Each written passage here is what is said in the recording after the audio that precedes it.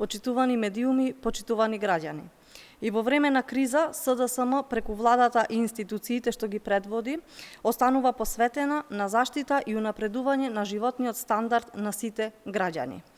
Веќе од април 80.000 работници ќе добијат минимална плата од најмалку 18.000 денари или речиси 3.000 денари повеќе од она што како минимална плата го добива досега.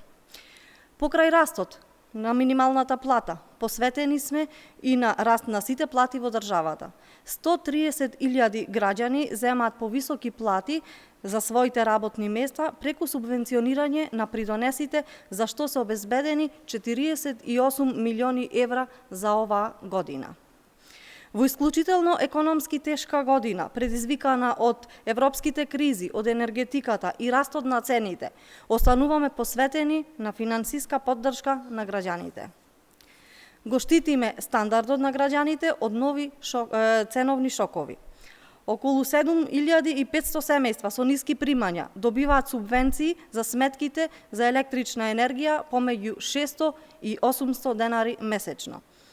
Цените на основните продукти, како лебот, брашното, маслото за готвење, млекото и месото, остануваат замрзнати до крајот на месецот. Почитувани, сето ова се конкретни мерки кои имаат цел да го заштитат и унапредат животниот стандард на граѓаните во време кога се соочуваме со енергетска и економска криза. Продолжуваме да работиме одговорно, посветено и во интерес на граѓаните, во интерес на домашната економија. Благодарам.